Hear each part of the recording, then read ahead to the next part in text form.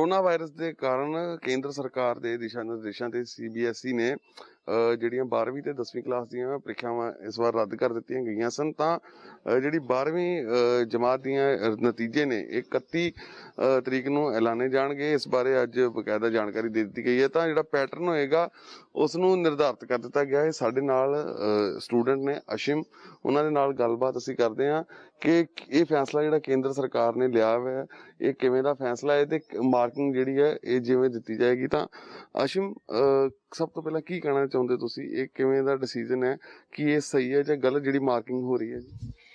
अगर देखा जाए तो डिसीजन काफ़ी हद तक ठीक है, बिकॉज उन्होंने बोला है कि 10th में 5 सब्जेक्ट्स में से आप किसी भी 3 सब्जेक्ट्स के मार्क्स जो हैं वो लगा सकते हैं। +1 में भी आप 5 सब्जेक्ट्स में से 3 बेस्ट सब्जेक्ट्स मार्क्स आप लगा सकते हैं। एंड अगर जो नालायक बच्चे भी हैं जो नहीं इतना पढ़ते हैं वो भी ऑप्शनल जो सब्जेक्ट्स होते हैं, जो ईजी सब्जेक्ट्स होते हैं उसमें मार्क्स स्कोर कर लेते हैं, तो उनके लिए भी बेनिफिट है। और जो इंटेलिजेंट बच्चे हैं जिनके मेन सब्जेक्ट्स में अच्छे मार्क्स आए हैं या जो भी है उनके लिए भी ये बेनिफिट है। मतलब देखा जाए तो दोनों के लिए ही बेनिफिट है। अगर ऐसे ऑफलाइन एग्जाम्स होते तो हाँ, बच्चों का काफ़ी नुकसान होना था। कईयों के नहीं अच्छे मार्क्स आने थे, जो इंटेलिजेंट हैं उनके अच्छे आ सकते थे, जो नहीं मतलब ज़्यादा पढ़ते हैं उनके नहीं अच्छे आने थे मार्क्स। अब उनके लिए भी बेनिफिट है और जो इंटेलिजेंट स्टूडेंट्स हैं उनके लिए भी बेनिफिट है। किसी के लिए भी कुछ नेगेटिव इफेक्ट नहीं है इसका। जिस तरह जो सारा सेशन चला, सारी पढ़ाई चली, तो वो ऑनलाइन स्टडी चली, तो अगर इस हालात में ऑफलाइन एग्जाम होते तो क्या उसमें स्टूडेंट उतना परफॉर्म कर पाते? नहीं, क्या होता है कि जो ऑनलाइन स्टडीज़ होती है उसमें हमारे बहुत ज़्यादा जो नेटवर्क है उसकी इश्यूज होते हैं, कनेक्टिविटी प्रॉब्लम्स होती हैं। कई बच्चों के पास नहीं फ़ोन्स, मोबाइल फ़ोन्स, लैपटॉप्स हैं, कईयों के घर में नई वाईफाई फैसिलिटीज़ हैं, तो कुछ भी मतलब इलेक्ट्रिसिटी प्रॉब्लम या कोई भी बहुत टाइप की प्रॉब्लम्स हो जाती हैं, तो जिस कारण की जो बच्चे का स्टडी का फ्लो है वो टूट जाता है। तो अगर ऑफलाइन एग्जाम्स होते तो वो बहुत ज़्यादा मतलब कुछ गलत हो जाता बच्चों के साथ, कईयों के नहीं अच्छे मार्क्स आते तो नहीं, अच्छा नहीं होता वो। तो आपके कहने का तात्पर्य ये है कि जो सरकार ने फैसला लिया सही लिया था? हाँ जी, जो सरकार ने फैसला लिया वो काफ़ी हद तक सही है। अब जो उन्होंने न्यू क्राइटेरिया निकाला है, न्यू फॉर्मूला निकाला है मार्क्स का, ये तो बहुत ज़्यादा अच्छा है। सभी बच्चों के साथ आपको लगता है अशीम इंसाफ हो पाएगा, सभी को एक जो मार्किंग है बराबर हो सकती है? हाँ, अब काफ़ी हद तक, काफ़ी ज़्यादा हद तक जो मार्किंग है वो सेम हो सकती है, सबके लिए बेनिफिट हो सकता है। क्योंकि जैसे मैंने बताया कि जो इंटेलिजेंट स्टूडेंट्स हैं उनके जो मेन सब्जेक्ट्स हैं, जो अच्छे स्कोरिंग सब्जेक्ट्स होते हैं, उनमें तो बहुत अच्छे मार्क्स आ गए होंगे इंटेलिजेंट स्टूडेंट्स के। और जो थोड़े एवरेज स्टूडेंट्स हैं या जो नालायक स्टूडेंट्स हैं उनका क्या है कि जो ऑप्शनल सब्जेक्ट्स होते हैं, जो थोड़े इजी होते हैं, वो उसमें मार्क्स स्कोर कर लेते हैं। तो देखा जाए तो दोनों के लिए ही बेनिफिट है। तो अगर इस तरह तो कोरोना के कारण सरकार ने जो रास्ता निकाला, स्टडी के ऊपर अशीम कितना असर रहा होगा इस सारे जो आपको लगता है कि आप अपना सिलेबस पूरा कवर कर पाई, चाहे मार्किंग सरकार जो गवर्नमेंट ने फैसला लिया है, आपका सिलेबस कवर हो गया? टीचर्स ने तो अपनी तरफ से सिलेबस पूरा कंप्लीट करवाया। गवर्नमेंट ने भी, CBSE ने भी ऐसा किया था कि हमारा काफ़ी हद तक 35% सिलेबस जो है वो रिड्यूस कर दिया था। बट फिर भी जो चीज़ ऑफलाइन है वो ऑनलाइन नहीं है, और ये बहुत मतलब एग्जाम्पल है। क्योंकि जब जैसे अभी पीछे थोड़ा सा माहौल ठीक हो गया था तो हमारे जो ट्यूशन सेंटर्स वगैरह थे, जो स्कूल थे, वो खुल चुके थे डाउट्स के लिए या किसी भी चीज़ के लिए। तो जब हम लोग वहाँ गए तो हमने वहाँ पे अपनी जो चीज़ें, हमें डाउट्स थे वो हमने क्लियर किए, तो हमें काफ़ी हद तक ज़्यादा समझ में आया इंस्टेड ऑफ ऑनलाइन हमें वो नई चीज़ अच्छे से समझ आती थी। तो हाँ, मतलब वो था कि टाइम पीरियड बहुत ज़्यादा कम था, तो इतना हम लोग अच्छे से नहीं ऑफलाइन कर पाए उस चीज़ को भी।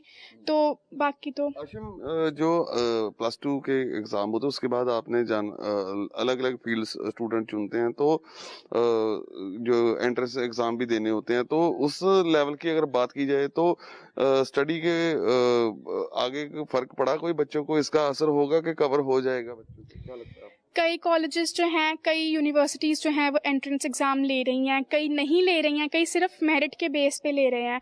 अब मेरिट का जब तक तो रिजल्ट आएगा 31 जुलाई, तब तक तो काफ़ी ज़्यादा लेट हो जाएगा, पता नहीं उनका क्या क्राइटेरिया होगा या नहीं। बट हाँ, एंट्रेंस एग्ज़ाम लेना ज़रूरी है, काफ़ी ज़रूरी है।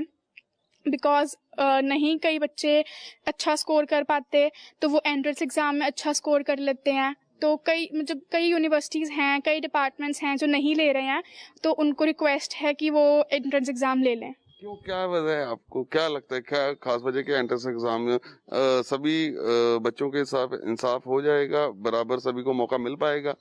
हाँ जी, एंट्रेंस एग्ज़ाम से सबको मौका मिलेगा, क्योंकि एंट्रेंस एग्ज़ाम जिन्होंने तो पढ़ा है वो तो अच्छे से क्लियर कर लेंगे, अब जिन्होंने नहीं पढ़ा वो नहीं क्लियर कर पाएंगे।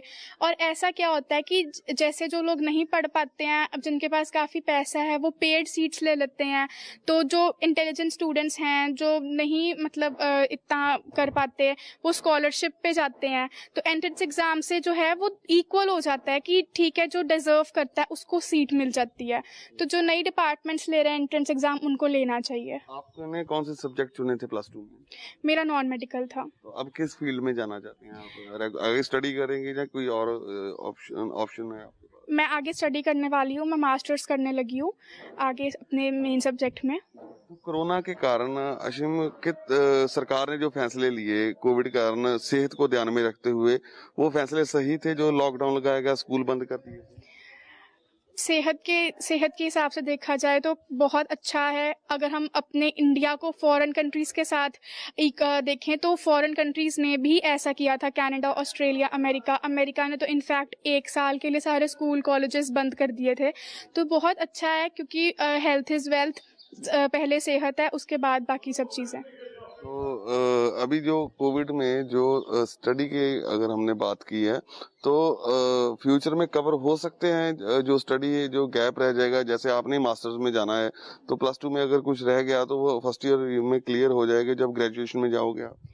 जो फर्स्ट ईयर होता है वो बेसिकली हमारा +2 ही होता है, वो पुरानी स्टडीज़ ही होती हैं।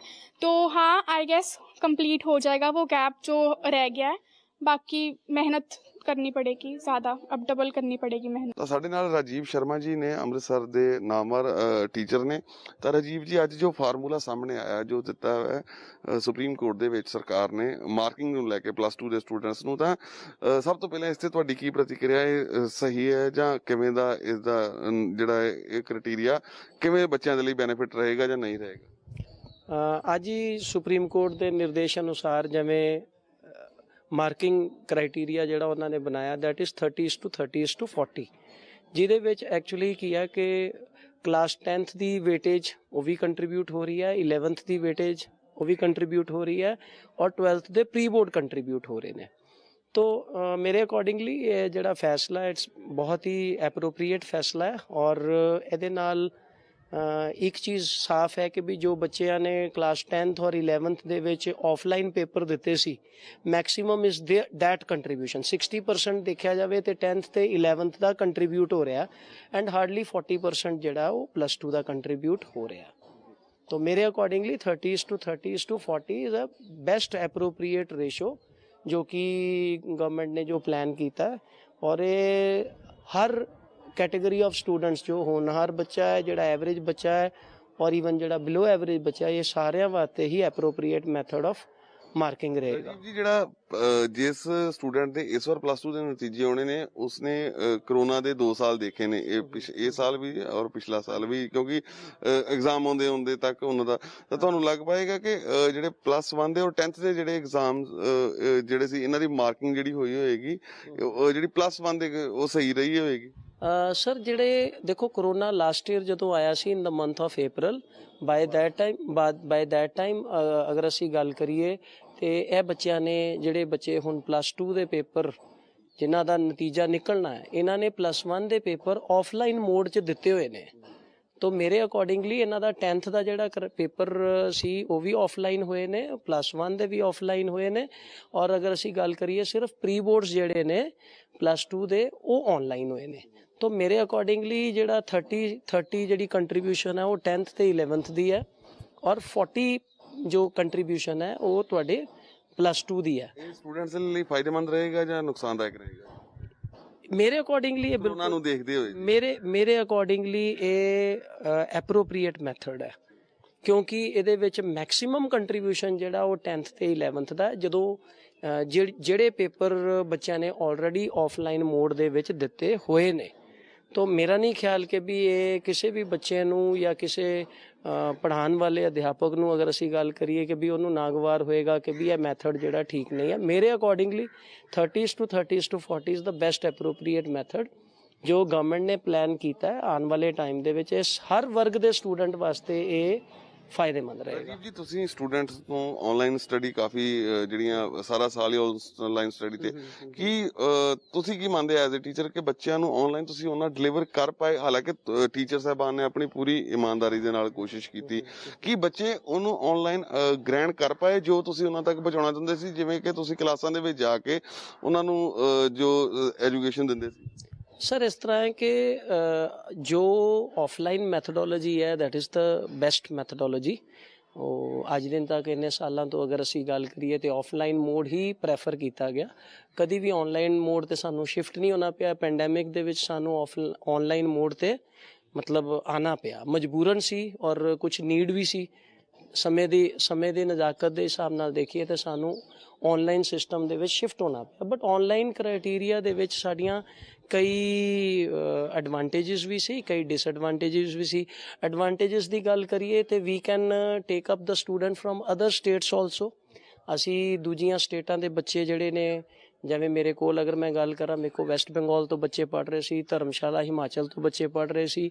ਤੋ ਬੱਚੇ ਅੱਛੇ ਟੀਚਰ ਦਾ ਫਾਇਦਾ ਉਠਾ ਸਕਦੇ ਨੇ ਆਨਲਾਈਨ ਮੋਡ ਦੇ ਵਿੱਚ। But problem sorry online mode ਦੀ ਇੱਕ ਰਹਿੰਦੀ ਆ ਕਿ ਵੀ ਜਿਹੜੇ ਸਾਡਾ ਨੈਟਵਰਕ ਸਿਸਟਮ ਹੈ ਉਹਦੇ ਵਿੱਚ ਕਨੈਕਟੀਵਿਟੀ ਇਸ਼ੂਜ਼ ਜਿਹੜੇ ਨੇ ਉਹ ਮਤਲਬ ਪ੍ਰੋਬਲਮ ਕ੍ਰੀਏਟ ਕਰਦੇ ਨੇ। ਬਾਕੀ ਅਗਰ ਅਸੀਂ ਗੱਲ ਕਰੀਏ ਥੋੜ੍ਹੀ ਜਿਹੀ ਪ੍ਰੋਬਲਮ ਇਹ ਵਾਲੀ ਸੀ ਕਿ ਆਨਲਾਈਨ ਸਿਸਟਮ ਦੇ ਵਿੱਚ ਵਿਲੇजेस ਦੇ ਵਿੱਚ ਇੰਨਾ ਅੱਛਾ ਨੈਟਵਰਕ ਨਹੀਂ ਹੈ, ਤੋ ਉਹ ਬੱਚਿਆਂ ਨੂੰ ਥੋੜ੍ਹੀ ਜਿਹੀ ਪ੍ਰੋਬਲਮ ਆਉਂਦੀ ਸੀ। ਕਈ ਵਾਰੀ ਅਸੀਂ ਮੀਟਿੰਗ ਲਗਾਉਂਦੇ ਹੋਣਾ ਤੇ ਉਹ ਬੱਚਿਆਂ ਦਾ ਡਿਸਕਨੈਕਟ ਹੋ ਜਾਂਦਾ ਸੀ। +2 ਤੋਂ ਬਾਅਦ ਸਟੂਡੈਂਟਸ ਕਈ ਅਗਲੀਆਂ ਕਲਾਸਾਂ ਵੱਲ ਵੱਧ ਜਾਂਦੇ ਨੇ, ਕਈ ਆਪਣੇ ਚੇਂਜ ਕਰਦੇ ਨੇ, ਕਿਸੇ ਨੇ ਐਂਟਰੈਂਸ ਐਗਜ਼ਾਮ ਜਾ ਕੇ ਕੋਈ ਇੰਜੀਨੀਅਰਿੰਗ ਵਾਲੇ ਪਾਸੇ ਜਾਣਾ ਚਾਹੁੰਦਾ, ਕੋਈ ਮੈਡੀਕਲ ਲਾਈਨ ਦੇ ਵਿੱਚ। ਤਾਂ ਇਸ ਵਾਰ +2 ਦੇ ਵਿੱਚ ਬੱਚਿਆਂ ਦੀ ਜੇਕਰ ਕਿਸੇ ਨੇ ਆਪਣਾ ਅਲੱਗ-ਅਲੱਗ ਫਿਊਚਰ ਚੁਣਿਆ ਹੈ ਰਾਜੀਵ ਜੀ, ਤਾਂ ਪੈਂਡੈਮਿਕ ਨੇ ਕਿੰਨਾ ਕੁ ਅਸਰ ਬੱਚਿਆਂ ਦੇ ਉੱਤੇ ਪਾਇਆ ਹੋਵੇਗਾ? ਓਬਵੀਅਸਲੀ ਇਹ ਤੇ ਦੇਖੋ ਪੈਂਡੈਮਿਕ ਨੇ ਤੇ ਅਫੈਕਟ ਕੀਤਾ ਹੀ ਕੀਤਾ, ਹਰ ਬੱਚੇ ਨੂੰ ਕੀਤਾ, ਹਰ ਵਰਗ ਦੇ ਬੱਚੇ ਨੂੰ ਕੀਤਾ। ਦੇਖੋ ਇੱਕ ਬੱਚਾ ਜਿਹੜਾ ਇੰਜੀਨੀਅਰਿੰਗ ਐਂਟਰੈਂਸ ਐਗਜ਼ਾਮ ਦੇਣਾ ਚਾਹੁੰਦਾ ਹੈ, ਪਹਿਲੀ ਗੱਲ ਹੈ ਕਿ ਅਗਰ ਅਸੀਂ ਅੱਜ ਦੇ ਡੇਟ ਉਹਦੇ ਵਿੱਚ ਦੇਖੀਏ ਤੇ ਇਹਨਾਂ ਦਾ ਮਾਰਚ ਦੇ ਵਿੱਚ ਜੇਈ ਮੇਨਸ ਹੋਇਆ, April 'ਚ ਜੇਈ ਮੇਨਸ ਹੋਇਆ, then they plan for the boards examination. ਇਹਨਾਂ ਬੱਚਿਆਂ ਦਾ ਇਨ ਬਿਟਵੀਨ ਇਹ ਬੋਰਡਸ ਦੀ ਤਿਆਰੀ ਕਰਨ ਲੱਗ ਪਏ। ਜੋ ਮੇਨਸ ਜੋ ਆਬਜੈਕਟ ਜਿਹੜਾ ਕੰਪੀਟੀਟਿਵ ਐਗਜ਼ਾਮ ਸੀ ਉਹਦੀ ਫਿਰ ਬ੍ਰੇਕ ਲੱਗ ਗਈ, ਯਾਨੀ ਕਿ it was not the planned. ਜੇ ਅਸੀਂ ਗੱਲ ਕਰੀਏ ਕਿ ਵੀ ਇੱਕ ਸਿਸਟਮੈਟਿਕ ਤਰੀਕਾ ਹੁੰਦਾ ਨਾ ਕਿ ਬੱਚੇ ਨੂੰ ਪਤਾ ਹੁੰਦਾ ਮੈਂ ਬੋਰਡ ਦੇ ਪੇਪਰ ਦੇਣੇ ਆ, ਉਸ ਤੋਂ ਬਾਅਦ ਮੈਂ ਆਬਜੈਕਟਿਵ ਟੈਸਟ ਦੇਣੇ ਨੇ, ਉਹ ਬੱਚਾ ਵੀ ਵਿਚਾਰਾ ਇਸ ਵਾਰੀ ਡਾਇਲਮਾ 'ਚ ਰਿਹਾ ਕਿ ਵੀ ਉਹ ਕਦੀ ਆਪਣਾ ਕੰਪੀਟੀਟਿਵ ਮੋਡ 'ਚ ਸ਼ਿਫਟ ਹੋ ਰਿਹਾ ਸੀ, ਕਦੀ ਉਹ ਸਬਜੈਕਟਿਵ ਮੋਡ 'ਚ ਸ਼ਿਫਟ ਹੋ ਰਿਹਾ ਸੀ। In that way he was confused, the child was confused. ਔਰ ਉਹ ਕਨਫਿਊਜ਼ਨ ਜਿਹੜੀ ਆ ਉਹਨੂੰ ਬੱਚੇ ਨੂੰ ਵੀ ਉਹਦੇ ਦਿਮਾਗੀ ਤੌਰ ਤੇ ਵੀ ਉਹਨੂੰ ਫਰਕ ਪਿਆ, ਕਿਉਂਕਿ ਉਹ ਪਲਾਨ ਹੀ ਨਹੀਂ ਕਰ ਪਾਇਆ ਕਿ ਵੀ ਮੈਂ ਸਬਜੈਕਟਿਵ ਕਰਾਂ ਆਬਜੈਕਟਿਵ ਕਰਾਂ। ਕਦੀ ਸਬਜੈਕਟਿਵ ਦੀ ਡੇਟ ਸ਼ੀਟ ਆ ਰਹੀ ਹੈ, ਕਦੀ ਆਬਜੈਕਟਿਵ ਦੇ ਟੈਸਟ ਸ਼ਡਿਊਲ ਆ ਰਿਹਾ। ਓਬਵੀਅਸਲੀ ਹਾਂ ਬੱਚੇ ਨੂੰ ਫਰਕ ਪਿਆ।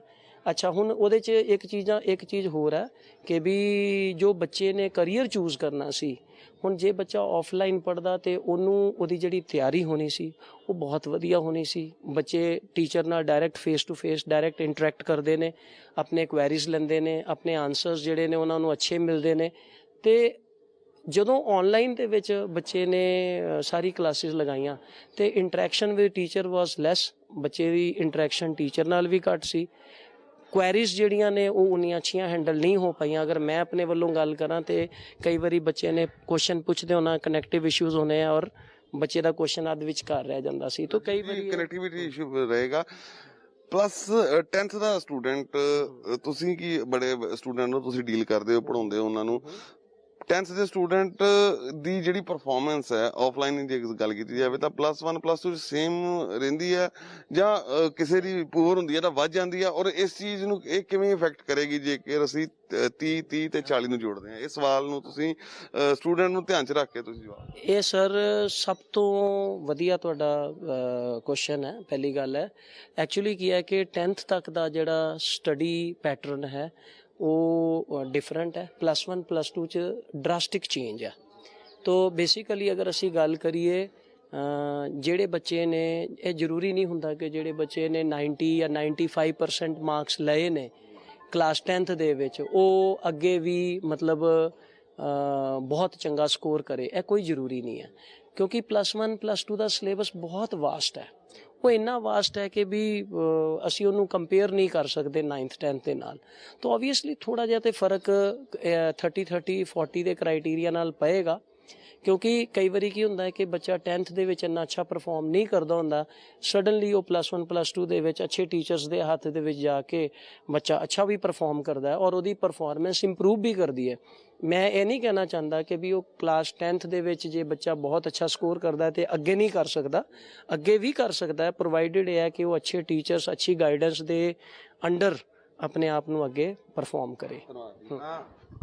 ਜੋ ਰਾਜੀਵ ਜੀ ਨੇ ਟੀਚਰ, ਇਹਨਾਂ ਦਾ ਕਹਿਣਾ ਹੈ ਕਿ ਇੱਕ ਸਰਕਾਰ ਨੇ ਜਿਹੜਾ ਰਸਤਾ ਕੱਢਿਆ ਹੈ, ਜੋ ਇਹ ਫਾਰਮੂਲਾ ਦਿੱਤਾ ਹੈ, ਇਹ ਬਿਲਕੁਲ ਸਹੀ ਹੈ। ਇਸ ਦੇ ਨਾਲ ਕਿਉਂਕਿ ਜਿਹੜੇ +1 ਤੇ 10th ਦੇ ਐਗਜ਼ਾਮ ਸੀ ਆਲਰੇਡੀ ਆਫਲਾਈਨ ਹੋਏ ਸਨ, ਤਾਂ ਇਸ ਵਾਰ ਜਿਹੜਾ ਸਰਕਾਰ ਨੇ ਰਸਤਾ ਚੁਣਿਆ ਮਾਰਕਿੰਗ ਦਾ, ਤਾਂ ਇਸ ਦੇ ਨਾਲ ਸਾਰੇ ਹੀ ਸਟੂਡੈਂਟਾਂ ਨੂੰ, ਬਹੁਤ ਜ਼ਿਆਦਾਤਰ ਸਟੂਡੈਂਟਸ ਨੂੰ ਇਸ ਦਾ ਫਾਇਦਾ ਹੀ ਹੋਵੇਗਾ। ਕੈਮਰਾ ਪਰਸਨ ਸਿਕੰਦਰ ਦੇ ਨਾਲ ਗਗਨਦੀਪ ਸ਼ਰਮਾ, ABP ਸਾਂਝਾ, ਅੰਮ੍ਰਿਤਸਰ। CBSE ਦੇ ਫਾਰਮੂਲੇ ਤੇ ਵਿਦਿਆਰਥੀਆਂ ਦਾ ਰਲਿਆ ਮਿਲਿਆ ਪ੍ਰਤੀਕਰਮ ਹੈ। ਹਾਲਾਂਕਿ ਜਿਹੜੇ ਬੱਚੇ ਨਤੀਜੇ ਤੋਂ ਸੰਤੁਸ਼ਟ ਨਹੀਂ ਹੋਣਗੇ ਉਹਨਾਂ ਨੂੰ ਮੁੜ ਪੇਪਰ ਦੇਣ ਦਾ ਮੌਕਾ ਵੀ ਦਿੱਤਾ ਜਾਵੇਗਾ। CBSE ਨੇ ਭਰੋਸਾ ਦਿੱਤਾ ਹੈ कि विद्यार्थियों के सारे खदशे दूर किए जाएंगे। नहीं है क्योंकि सर ये जो 30% 10th के बेस पे सर हमें दे रहे हैं, अब हम सर 10th में जिस बच्चे का नंबर कम होगा तो सर उस बच्चे का भी तो हमें सोचना पड़ेगा, क्योंकि सर हम प्री बोर्ड को इतने सीरियसली नहीं लेते, प्री बोर्ड को सर हम हल्के में लेते, तो हमें उस तरह से हमने तैयारी नहीं किया होता है सर। और 10th में जिस बच्चे के नंबर कम आए होंगे सर उसका फिर उसके लिए भी तो अभी प्रॉब्लम होगा, कॉलेज में एडमिशन भी नहीं मिलेगा उसके बेस पे सर।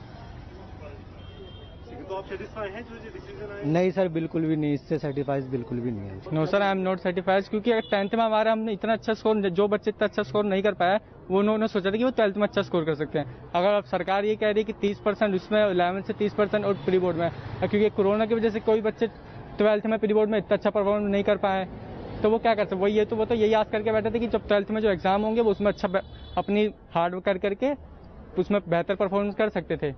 अब उसमें ऐसे करेंगे तो सर फिर जो बच्चे सेटिस्फाई होंगे वो क्या कर सकते 12th में, कि 30% 10th से 30% ऐसे। अब किसी के 10th में इतने अच्छे परफॉर्मेंस नहीं आई है, किसी के इतने मार्क्स अच्छे नहीं आए 10th में, तो अब ये कह रहे हैं कि एग्जाम्स होते तो और अच्छा, हाँ, अच्छा परफॉर्मेंस कर सकते थे, क्योंकि किसी के 12th में प्री बोर्ड में भी इतने अच्छा परफॉर्मेंस नहीं कर पाए बच्चे, तो वो क्या करें। रॉयल ग्लोबल स्कूल क्लास 12 से हूँ। तो आज जो हमारा क्राइटेरिया अनाउंस हुआ है 30-40-40 का, 30% क्लास 10 के मार्क्स पे, 40% 11th को वेटेज दे रहे हैं एंड 40% 12th ग्रेड को दे रहे हैं। सो अभी जो एक्चुअली सिनेरियो था हमारा, मतलब उसके अकॉर्डिंग मेरे हिसाब से बेस्ट ऑप्शन यही था, क्योंकि एग्जाम्स कंडक्ट करना बिल्कुल भी पॉसिबल नहीं था। एंड क्योंकि 10th क्लास को बेस्ट ऑफ 3 का परसेंटेज दे रहे हैं, सो ये एक बहुत ही मतलब अच्छी चीज़ थी। बट कुछ लोग क्या होते हैं क्लास 10 में उतना अच्छा नहीं करते, बट 11-12 में उनके जब सब्जेक्ट स्पेशलाइज हो जाते हैं तो उनके लिए ज़्यादा बेनिफिशियल होता है। सो इसका कुछ लोगों का एडवांटेजेस हो सकता है, बट क्योंकि मैं खुद अपने लिए बात नहीं कर सकती, मेरे खुद के तो मतलब मेरे लिए फेवरेबल है, क्योंकि मेरे दो सब्जेक्ट्स में 100 आए थे क्लास 10th में। बट अगर एज अ होल मैं पूरी इंडिया के सारे स्टूडेंट्स की बात करूँगी तो कुछ लोगों के लिए ये डिसएडवांटेजेस भी हो सकता है। और एक क्वेश्चन अभी तक हमें पता नहीं है कि मतलब 10th के जो बेस्ट ऑफ 3 को वेटेज दिया जाएगा, तो इस चीज़ को तो मैं अच्छे से समझ चुकी हूँ कि 30-40 का वेटेज है, बट 10th का जो बेस्ट ऑफ 3 का वेटेज दिया जाएगा वो वेटेज मतलब सारे से, क्योंकि 11th और 12th के सब्जेक्ट हमारे अलग होते हैं, तो मतलब 11th और 12th में जैसे मेरा BST सब्जेक्ट था, फिर मेरा अकाउंटेंसी सब्जेक्ट था जो कि मेरा 10th में नहीं था, तो वो वेटेज सारे सब्जेक्ट्स को दिया जाएगा या कुछ पर्टिकुलर सब्जेक्ट्स को दिया जाएगा, इस चीज़ के बारे में बताया नहीं गया। बट ओवरऑल जैसा कि मोदी जी ने क्या कहा था अपने इंटरव्यू में भी, एंड हमें जो उन्होंने सरप्राइज दिया एक CBSE के चेयरमैन के साथ जो इंटरव्यू था उसमें आके, सो उन्होंने भी यही बोला था कि काफ़ी स्टूडेंट फ्रेंडली डिसीजन होगा। सो मेरे हिसाब से most of the student satisfied रहेंगे। एंड बेस्ट पार्ट कि अब जो है हमें हमसे ज़्यादा अपने जूनियर्स के बारे में ये सोचना चाहिए कि क्योंकि हमारा टाइम में अनसर्टन था, एंड सडनली क्योंकि जो सिचुएशन के अकॉर्डिंग बेस्ट था वही डिसीजन लिया गया, बट आगे के लिए हमारे जूनियर्स को कभी भी इस तरीके का मतलब इस तरह का कुछ फेस नहीं करना पड़ेगा। कुछ भी ऐसा सिचुएशन आता भी है तो उनके पास एक रेडी आंसर हो कि पहले से, जैसे क्लास 11th का भी मे बी उन्हें सेंट्रल पेपर देना चाहिए, सेंट्रल चेकिंग करना चाहिए, क्योंकि बहुत ही सब्जेक्टिव हो जाते हैं। नहीं तो कि कुछ स्कूल के थोड़े टफ पेपर सेट होते हैं, कुछ के थोड़े ईजी होते हैं। तो हमारे पास हमारे लिए उनके पास ऑप्शन नहीं था, क्योंकि ये सिचुएशन ऐसी थी। बट आगे के लिए बेटर हो उसके लिए ऐसा भी किया जा सकता है कि जो सेंट्रल बोर्ड है वो तो आगे के लिए हमारे जूनियर्स ऐसा कभी फेस नहीं करे, उसके लिए और बेटर डिसीजंस लिए जा सकते हैं। बच्चे का 12th आता है, क्योंकि 12th मेन है, उसने सारी तैयारी 12th की प्री बोर्ड बच्चे दे चुके थे, सब लोग अच्छी तरीके से तैयारी कर रहे थे। वह परीक्षा नहीं हुई तो हमने कहा कि जो बच्चे हैं उनका या तो उन्होंने यूनिट टेस्ट दिया है या मिड टर्म दिया है या प्री बोर्ड दिया है, तो स्कूल की जो रिजल्ट कमेटी हमने बनाई है उनके ऊपर ये छोड़ दिया कि उसमें से वो किसी भी तरीके से अपना देख लें, जिस स्थिति में बच्चे को बेनिफिट हो रहा हो वो एक तरीका निकालकर जो भी मार्क्स बनते हैं उसका 40% वहां पर जोड़ लें। तो कक्षा 10 के 30% हर सब्जेक्ट के ये बराबर मार्क्स आएंगे, पांचों सब्जेक्ट में एक ही मार्क्स होंगे। कक्षा 11 के जो भी सब्जेक्ट है रेस्पेक्टिव सब्जेक्ट में वो मार्क्स आते चले जाएंगे, और कक्षा 12 के 40% जो हैं वो थ्योरी के वहां पर आ जाएंगे। और जो बच्चे ने प्रैक्टिकल दिए हैं वो 100%, अगर किसी बच्चे ने 30 नंबर का प्रैक्टिकल है और दिया और उसके 30 ही आते हैं तो वो 30 नंबर यहां पर जोड़ दिए जाएंगे। तो ये जोड़कर बच्चे का रिजल्ट बनेगा। लेकिन क्योंकि कक्षा 11 में और कक्षा 12 में हमको बच्चे की लर्निंग और जो डिफरेंट डिफिकल्टीज थी ऑनलाइन एजुकेशन की, ऑनलाइन एग्जामिनेशन की, उसको एड्रेस करना है, तो हमने रिजल्ट कमेटी को ये पावर दी कि वो मार्क्स को +-5 तक मॉडरेट कर सकता है। कौन से +-5 तक? कि जब हम स्कूल का रिजल्ट जाकर पिछले 3 साल में देखेंगे, जो भी सबसे अच्छा रिजल्ट होगा उस रिजल्ट में से हम वो बेस्ट रिजल्ट ले लेंगे और उसमें +-5 कर बच्चे को मार्क्स दिए जा सकते हैं। तो ये माना जाएगा कि टोटल अगर मैं कहूं कि जितने भी स्कूल 14,000 से ज्यादा स्कूल जो हमारे एग्जाम में बच्चे अपने स्पॉन्सर कर रहे थे, हर स्कूल अपना बेस्ट रिजल्ट पिछले 3 साल का लेगा, बच्चे की अपनी परफॉर्मेंस लेगा, अपनी उन बच्चों की जो पिछले साल उस साल जो बेस्ट परफॉर्मेंस दी थी 3 साल में उनसे मैच करेगा, मॉडरेट करेगा और रिजल्ट को डिक्लेयर कर देगा। फिलहाल ਦੇ ਲਈ ਇਹਨਾਂ ਹੀ ਦੇਸ਼ ਦੁਨੀਆ ਦੀਆਂ तमाम ਖਬਰਾਂ ਵੇਖਣ ਲਈ ਤੁਸੀਂ ਵੇਖਦੇ ਰਹੋ ABP ਸਾਂਝਾ।